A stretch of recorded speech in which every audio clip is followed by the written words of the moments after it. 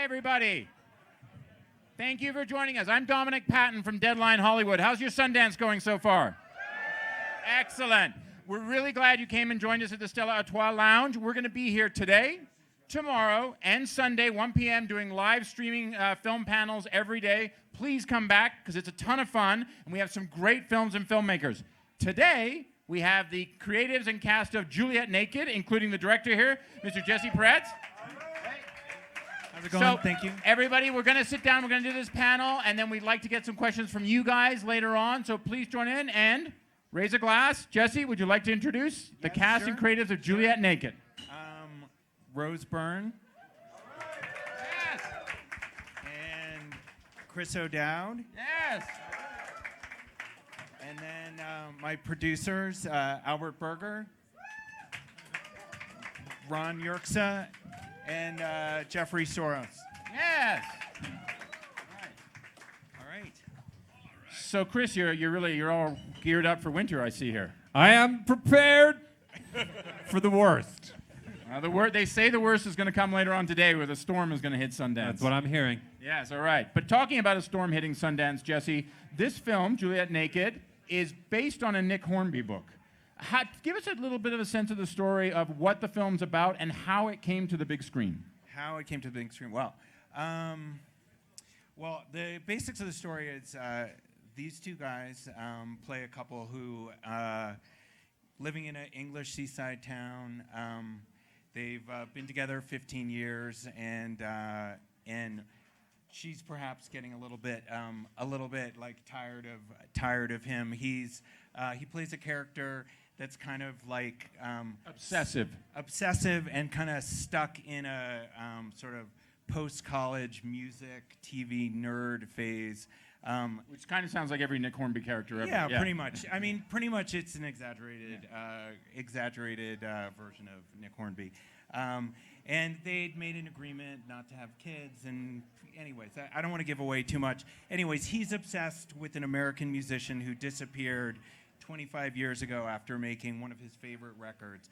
And that musician's name is Tucker Crowe, played by Ethan Hawke. Yeah. You can give a round of applause for Ethan Hawke. For Ethan Hawke. Ethan actually has 2 other films in the festival, including one he directed, yes, which is in competition. Why actually, he's not with us here right now. but he's with us in spirit. Yeah. So at any rate, this is a sort of story about how unwittingly Duncan kind of connects Tucker Crowe to Annie. So I don't want to say any more. I feel like I've already said too much. So and in terms of, I was going to say, as the producers, how did you guys get on board in helping to bring this to the screen?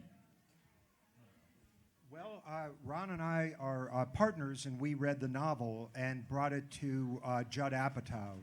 So Judd Apatow, Barry Mendel, and Jeffery, we're all a team, basically. And so we read the novel. We developed a script with Jim Taylor and Tamara Jenkins, rewritten by Evgenia Peretz, and ultimately Jesse came aboard to direct it. So that's how it all came together. Now, Rose, how did you get involved with it? I read the book as well, and I was such a fan of the novel, and heard pretty early about it becoming a screenplay, and met Jesse quite early on in the piece. And I mean, I've just always loved this book and was obsessed with the character Annie, and so it was really quite exciting for me to be a part of it. Now, how long was that process of taking it from an early adaptation to actually getting it to the screen? I don't know, probably like 2 years. Wow, that's short by Sundance standards. Yeah. Well, I mean, from when they started, you can give You guys are going to add another 10 years onto that? Yeah, those are 2 director years. It was 4 producer They're years. like dog years, right? They're all happening. So how long did it take for you? You guys optioned the book. The book came out in 2009, is it correct? So did you guys get a hold of it pretty soon after that? We got a hold of it in manuscript, and there was a lot of interest in the novel, as there always is in Nick Hornby's work. And Judd is a big fan of Nick's work, and so it made a lot of sense to go to him. And that's pretty much was the beginning of the thing for us. Now, Chris, for your character, and Jesse doesn't want to give too much away, but to say you're stuck in a college-age dilemma is a an understatement. And you're, and I say this as someone who writes for a digital news outlet, but you're also online blogging away about Tucker's career and the release of this song. And I think we can say what the title's about, which is the song. There's a song that Tucker Crowe plays called Juliet. I guess came out. And the record he's obsessed with is called Juliet. And then what happens is a rare demo version of it kind of leaks out, gets released, and hence. It's like, I think they did it when Let It Be was re-released. They did a remaster called Let It Be Naked. Yeah. So it's a similar sort of thing to that.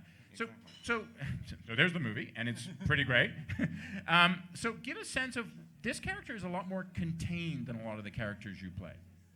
Yeah, he's so self-obsessed and kind of inward-looking. He doesn't really have any emotional intelligence. He's got stunted emotional thoughts in his head that he carries through into his life, so he kind of dismisses his delightful partner as only a little portion of his life, and really he puts all of his energy into running the website for Tucker Crowe, who is kind of like a Jeff Buckley type figure, I guess, slightly more obscure, but it's like if he had released Grace and then disappeared for a long time, but we knew he was alive. And so yeah, so he is contained, I suppose. Or maybe I was just tired that day. Now, so much of the film is you're the access of it for Chris's character, and then in another sense also for Ethan's character as well. What was that like for you, and how do you feel that translated, as a fan of the book, how do you feel it translated from the page to the screen? At a certain point, you have to let go of the novel because you're never going to bring to life exactly every novel is so personal for everybody who reads it, obviously, so you sort of have to take a leap of faith in the end and just do what's on the page, and in the moment, you're never going to know until you're on set. And it's a challenging book because both of these male sort of characters are very deeply flawed, and so that was sort of the big challenge for Jesse and I to try to figure out is what draws Annie to these guys. And it's a lot easier in the book because you're inside. I'm sorry, what? It's a lot easier when you're inside her, in her narration in the novel, which is why I think the voiceover was very important to us and something we worked on a lot. Well, I wanted to ask you about that, Jesse. There's a number of creative choices in this, and I wanted to get a sense from you is, when you have something, when you're adapting from a book, a fairly standard Hollywood thing to do, and then you're adapting from a Nick Hornby book, which has its own sets of expectations, how did you find was the way that you wanted to both be true to the source material, but also find your own voice with the film? There is, as Rose said, there's the voiceover, there's other elements. Yeah. I mean, well, there's two separate parts of it. I mean, the voiceover really is a function of putting on screen a courtship a relationship between Annie and Tucker that starts as emails back and forth. So, it isn't like trying to, get into her head and say stuff that, is. I think people can't hear you. Oh, sorry. I have the intimidation of speaking into a mic. But then, sorry, now I forget. Well, how did you do an adaptation? What was the elements that you brought translating from the screen? Now I'm not doing it. Yeah. Translating from the book to the screen. Yeah, I mean, I think, it's one of those things. It's obviously a debate, and there were a lot of people involved with the process of developing this, and I think we had some healthy disputes in terms of which. I love that phrase among filmmakers and producers. Healthy disputes. But I do think ultimately we did more or less find like real common ground of what themes we wanted to elevate the most out of it, and I think I believe that everything in the movie is really grounded in the book. I just think, there's certain things that probably aren't as explored as much as some readers might wish, which I think is, oftentimes the case. And that's the bargain you make. Exactly. Rose, for you, what do you, the film's premiering here at Sundance. For you, what do you want audiences to get from this? Sundance audiences, but then the larger audiences as well. It's a tough question. I don't want to prescribe anything of what they, I want them to have their own experience of it. I mean, obviously, hopefully enjoy it, but I don't want to try to implement an idea of what they should expect, except in a way when you go into a Nick Hornby adapted piece, it's tonally already set in a way. You know the world you're entering, I feel, as a fan of his. So, yeah, we'll see. But it's also that pressure, too, because he's beloved. So it is that double-edged sword. Sure. Now, for you guys, I mean, Sundance is a massive platform and massive venue, and there's a media spotlight, but there are real audiences there. What are your expectations for the film as you bring it to its various screenings over this festival? Are you anticipating what their response are, or do you sort of feel like we kind of know who this audience is? Well, we're very excited to have the movie in front of a large audience. It's we're confident, but these are the best audiences, and we're confident that it's going to be well received, and how that translates into the general box office, we'll wait and see. But we feel we've come to the right place. Yeah, I mean, for Ron and I, we've been here a bunch of times with a bunch of different films, and the thing that is really exciting about this one is it's great to be here with a comedy and one that plays for an audience. We've been here with a number of dark dramas on the one hand, on the other hand, Little Miss Sunshine and films like that. So, and to get in Eccles with a big crowd, we're really looking forward to seeing how people respond. And Sundance audiences do respond. I mean, it's a very intimate and immediate relationship. People really get a sense from people. Talking about that, I think are all of you Sundance alums at this point? Yeah, I mean, you were here last year with Jessica James. That's right. Yeah, during the summer, and you 2011. Yeah. And then. Yeah, Our Idiot Brother, and then my first film played to a couple screenings for like 36 people and one. Hey, don't knock that, man. I remember reading a story once about the first time the Police played in America. They played to like 20 people. Sting made them all introduce each other. It worked out. Yeah.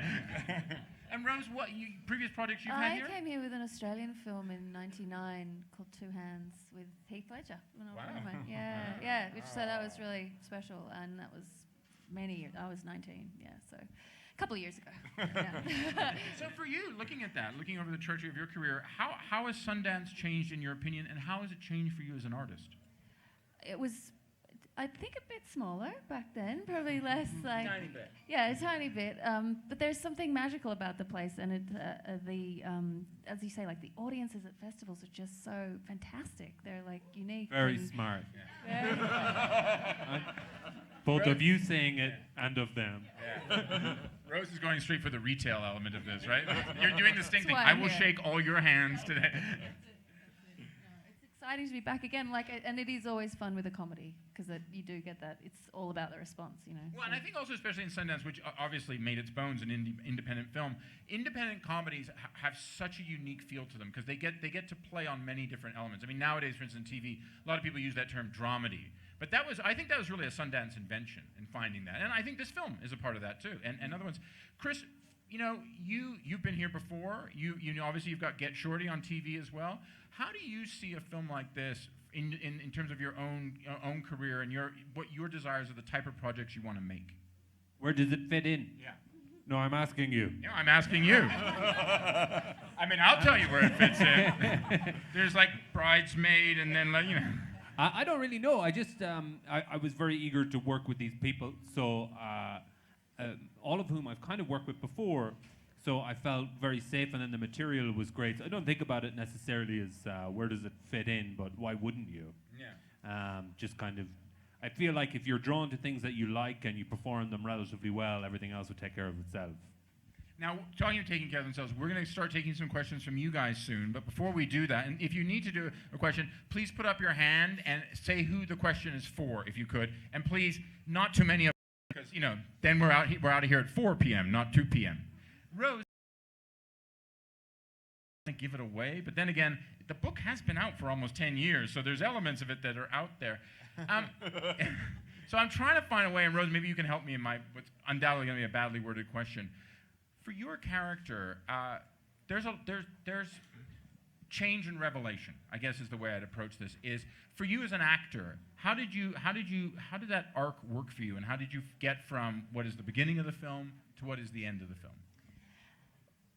Yeah, she was a challenging character too, Annie, because she could appear quite passive on the page, but she's actually doing sort of a silent protest the entire time. So it's a lot of those figuring out those moments and those beats, and it's an English comedy, so it's subtle. It's not always that broad. It's not in your face. So there's a lot of sort of trusting Jesse's instincts on direction and what the tone, how big or small to go in scenes, and yeah, doing my own sort of personal work on the journey of her. But she's a really multi-dimensional, great female role, and Nick Hornby does a lot of those. He's not, he does fantastic female characters in his novels. So it was, as an actress, really thrilling and challenging to bring her to life. And nerve-wracking, because she's in a novel, and you have your own idea. Well, that's the thing, and right? I do too. Every time I see a film a book that's made into a film, rather, you have your own set of expectations. So. Yeah, I mean and the audience nowadays in a digital social media world, the audience response is immediate. It's like, well, Annie would have never done that, and it's clear in the book she would have run into the water. It never would have happened like that.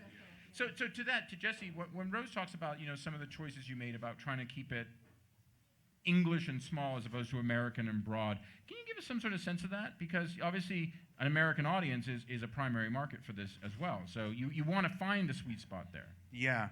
I think for me, my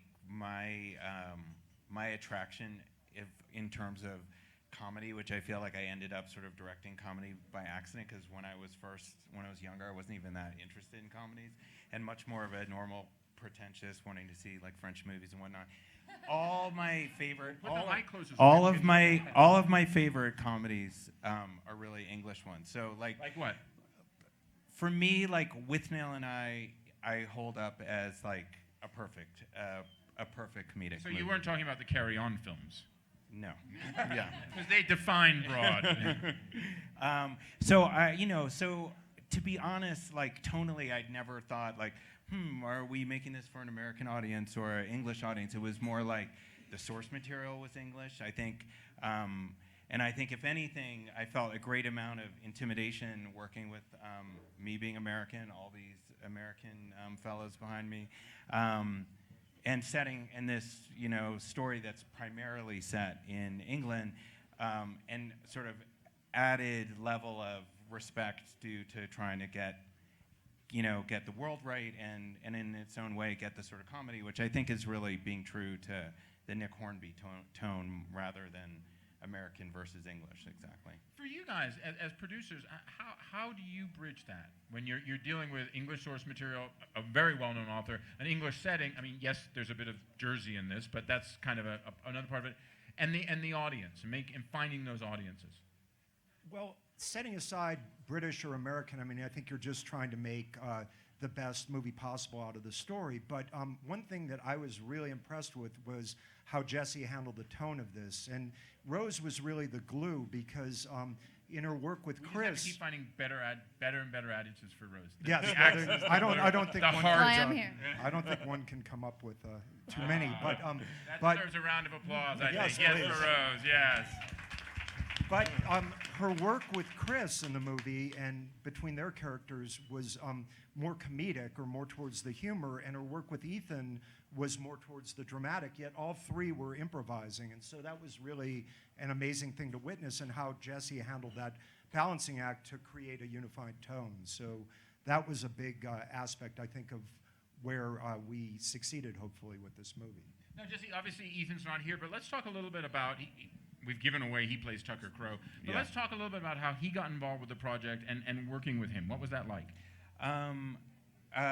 Well, he got I can't even remember exactly, but he was like, he was on, one of our first lists of people, like in the top 3 or 4, and somehow I think he got the script before we even really started going out with it, and we met. He lived 8 blocks away from each other, and to be honest, at the time that we met, we had kids in the same class, and I didn't think he even knew who I was. I would just like nod at him like once a month when I saw him at drop-off, thinking he had vaguely recognized me. But anyways, suddenly we sat down and we had like 3-hour meeting, and his vision of the character was so much better than what I had in my head, and in a way so much more fun than the way I was envisioning it. And so immediately I was like psyched to run down the road with him. And then of course he really wanted, he's a pretty good musician, and he really wanted to be part of making that music. And so I think like, it really went down to the 11th hour, but I feel the audience will have to judge for themselves, but one of the triumphs of the movie is that I think we have like 6 or 7 original Tucker Crowe songs that he performs all of them, and I'm really excited about that music. Well, let's take some questions from the audience. Do we have any questions from you guys? I can't see anyone. Yes, Madame, at the front. And we're bringing a mic around too, I think. Oh no, this lady was first here. This lady was first here. Hi, I have a question for Rose. We are in this really wonderful time for women in Hollywood with the Time's Up movement and everything going on there. So I was wondering, has there ever been a moment where you found out that a man was paid more than you for a role, and how did you respond? And then, has there ever been a time where you've stuck up for yourself and had to negotiate for yourself, and what was that experience? Yeah, I mean, of course. Both questions are, of course. I've, of course, been in both of those situations, and I couldn't be more excited about this movement. I think it's brilliant and overdue, and it's I wish I could march tomorrow here in Sundance. It's fantastic. I hope everyone is marching, but I will be promoting the movie. But that's a form of marching, Rose. Actually, really. Really? No, I think so. I mean, honestly, Yeah. I think that things like what are going to happen tomorrow with the Respect Rally, which is commemorating the Women's March rallies of last year. Yeah. But I also think it's, they call it show business, not show friends, right? And the That's thing right. is if change is going to come, it has to happen in the business. Because if people appreciate the bottom line advantages, they're going to actually do the right thing. Hear, hear. Here. At home, guys. Here. How do you feel about the Time's Up movement? I think my agent has been working to ensure that throughout my career, I've never been paid more than anyone. So I feel pretty safe. You feel you were there from the beginning, Chris. I am the movement. We had another question. There's a lady back there. I'm sorry, by the way. I can barely see any of you guys because of the light, so I apologize if I'm pointing That's like okay. a madman. I'm not offended. I'm just wondering, this question is for Rose and Chris. So you guys both have families, and I'm just wondering personally, how do you guys travel or do film with kids involved? Like, how does that work for you guys? And you have a You have a 6-month-year-old. Yeah, you're Yeah, in it. It was actually slightly tricky for everybody because when we were due to shoot, we were also due. So we had to put it back a few months, which was a bit of a pain in the ass, but it was... And proof of our commitment and love to Chris. Yes, I was very much expecting to be fired.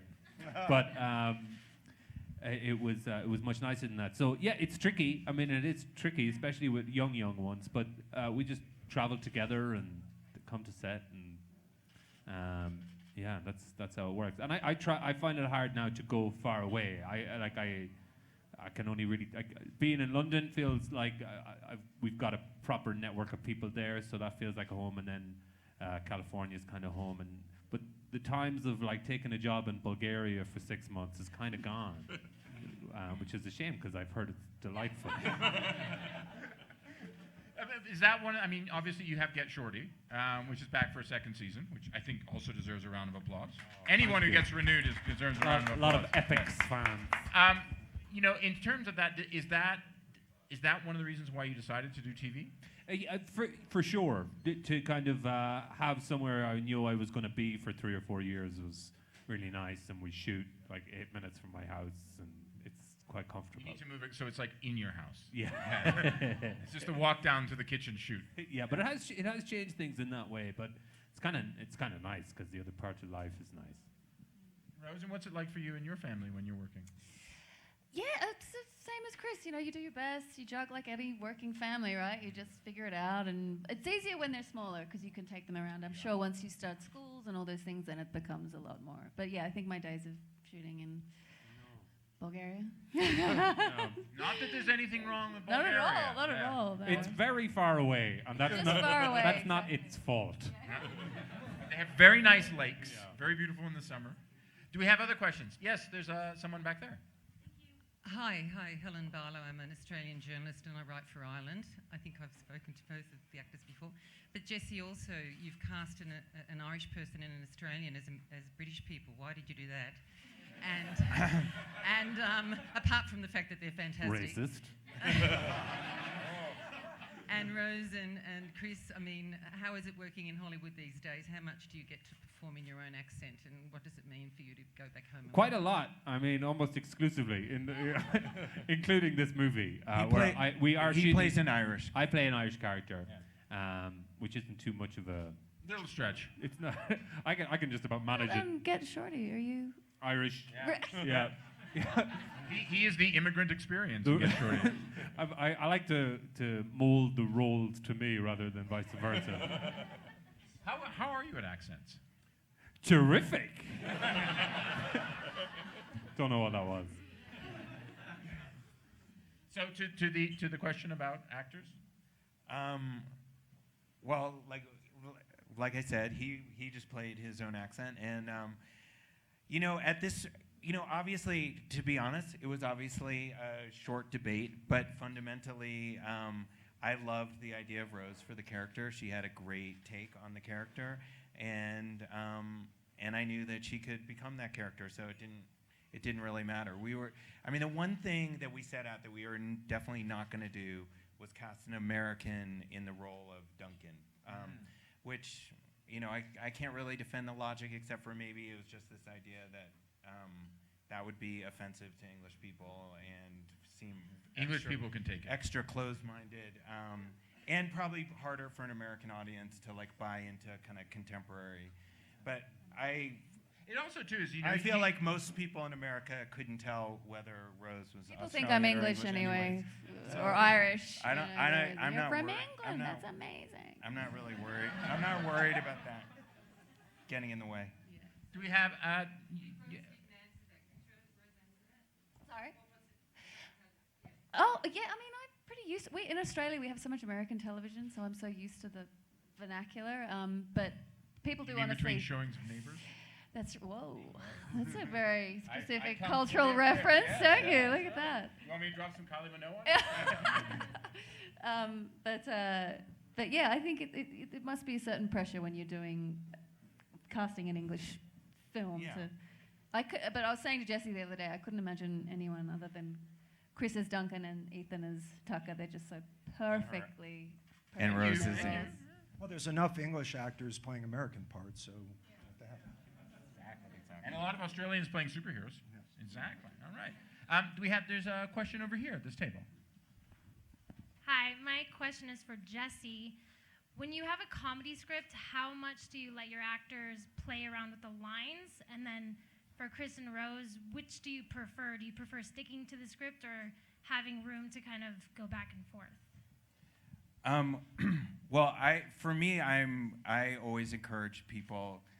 I'm always excited about actors who can improvise, and so definitely part of the goal that I struck in casting these three were fan with on the script.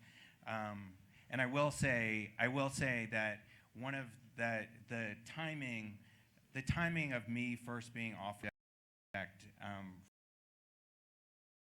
came 2 weeks after, 2 or 3 weeks after acting Chris and Emma McKirk, and I was supposed to have a threesome, I think, and that was I didn't direct that one. Oh, was it? I did the one with your parents. Interesting how that's the girls episode. You're like, yeah, that's the one I made that. Managed to slip an improv line in between every single line without ever fucking up any of the other actors' next line, and it was so funny. And I remember it was just like, okay, I definitely want to do a movie with this guy Chris again, and like a couple. You guys hadn't worked together before. No. So it was just that one episode, but then these guys. It was. I may have exaggerated by 2 weeks, but it was while I was still stewing in that, and I remember like reading that script and thinking, Chris would kill this character. Hence, we kept pushing the movie for Chris to have a baby. Now, and for you guys, so how do you feel about and I'm sorry if I'm paraphrasing your question, but in terms of improvising? I mean, I like that. I like a bit of both. I mean, it's great if you go in thinking that the script is ready, And so it's not like sudden pressure of, okay, open the gates and let them go. Now horses, write something. But Rose is so quick on her feet, and I had kind of known about that from before, and so I felt like whenever we got to do it, it was really fun. There was one scene which was tricky. I can't remember. It was like a tiny little bit of a transitional scene that on the day we decided we wanted to make something more of. And as often happens, you go down like a kind of an improv hole. You know this story? And you have like he's doing the producer thing, like three or four different. You're kind of shooting 3 or 4 different versions of the scene because Jesse's not 100% sure what he wants, and we're not 100% sure what we want. So we're trying to work it out together. And then in the third hour of that, everybody's like, "That's not the right way to do it. That's terrible." And that's exactly when we met the writer of the book for the first time. Nice. Well done. He was on set? He walked on set. Nice. Nick and Hornby he's walked like, out? Nick's like, "Hey guys," just in the midst of us arguing, kind And of it going, really was the low point. yeah, it was. We were all going, "None of this makes any sense." And he's like, "Hi." So that was, but it meant that he stuck around for the day, and we kind of all worked it out together. Yeah, he was terrific. instrumental in in cracking our block. Rose, for you about? Yeah, I mean, it's interesting. When I first started doing comedies, it was all improv, really, really heavy improv. So for me, it's always exciting to do something that's a little bit more pared back and just in the script. But I knew with Chris that it would be a little bit more riffing and stuff like that. It is always nerve-wracking though. I'm not from the school of groundlings or UCB, but I've had it on a short, like Baptism by Fire, working with Judd and Paul Feig and all those people who make it look effortless, like Kristen Wiig and Seth Rogen, and Yeah. Well, I mean, and I actually mentioning Kristen, I once interviewed Kristen, and she's talked about how she saw the script as a launch pad. And it was that was where, as long as she knew the launch pad was, I guess it's sort of what you said, Chris, as long as she knew the launch pad was solid, that you could always be on it, land on it, take off from it, you could go other places. Though she probably didn't have Nick Hornby walk in and go, "Hey, this is my book here, pal." Yeah, but I think that's right. Like even in any kind of, not that I've studied improv or anything, but any decent scene needs a good premise, which is essentially what the script can act as if you're doing a comedy project where there's going to be a lot of improv.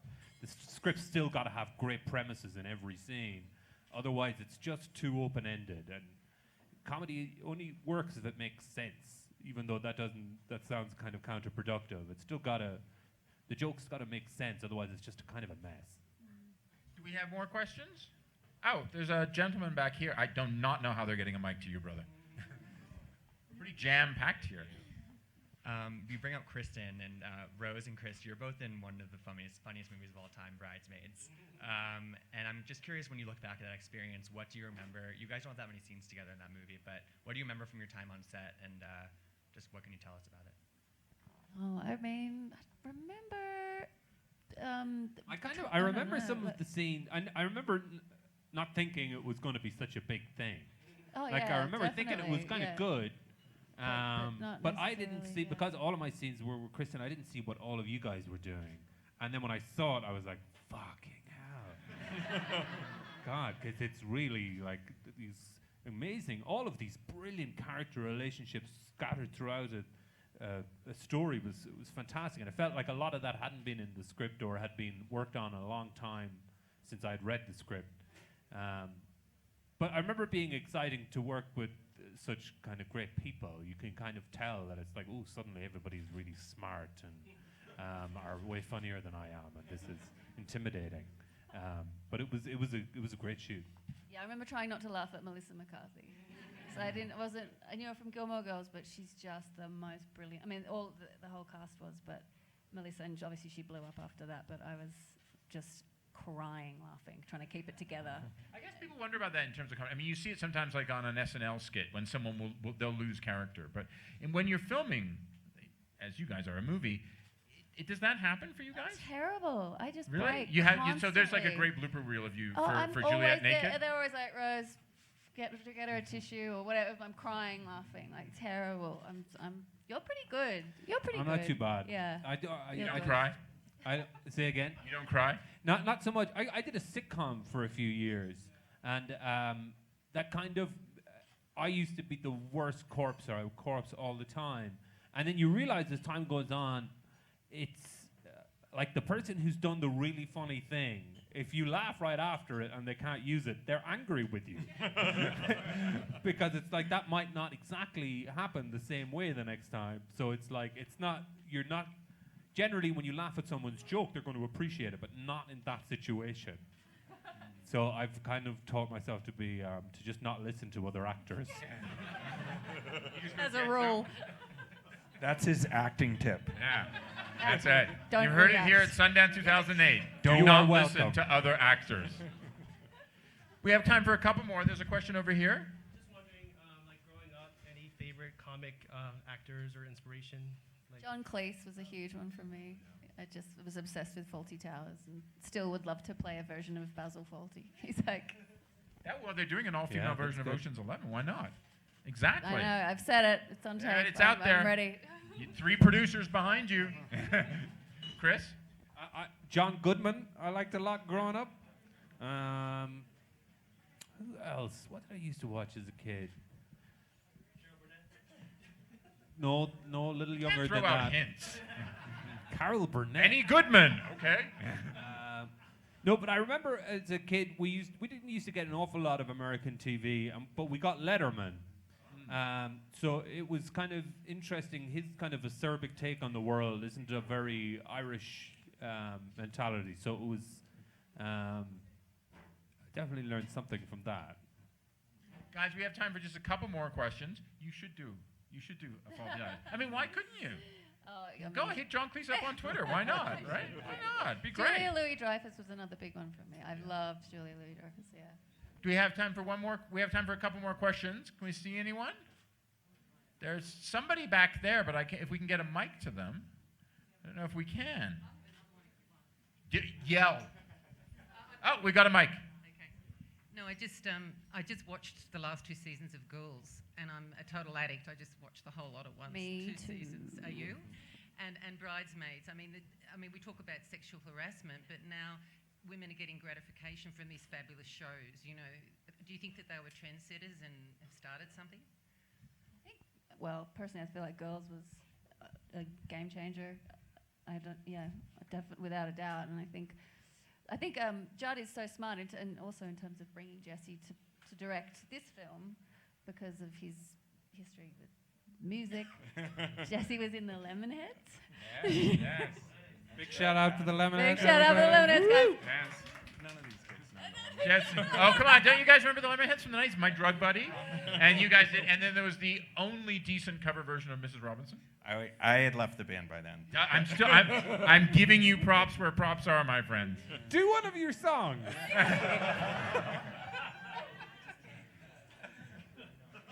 We're waiting. They're here. But I was We're just here. going You to say, gotta- I think Judd We'll all join in, right? Yeah, exactly. I think Judd bringing this project to Jesse was very smart. Oh, you're really shamed out about the Lemonheads thing, aren't you?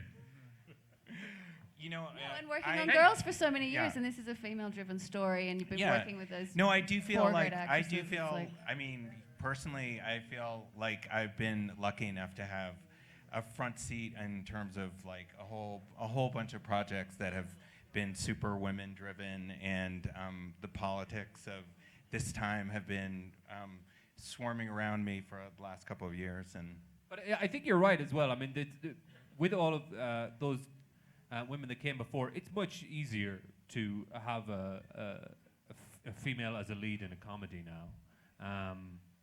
Thank God, because that's basically all I do. Things up now. Thank you so much for joining us today.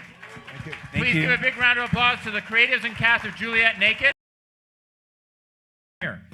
our premiere is tonight at 6:45, I believe, at Eccles. Wow. Eccles is a good place to premiere, my friend. I'm very excited. Congratulations. Yeah. We're you, going to be guys. back tomorrow with another panel at 1 p.m. and another one on Sunday. Please join us online or in person. Thank you very much. Have a great Sundance. Thank you.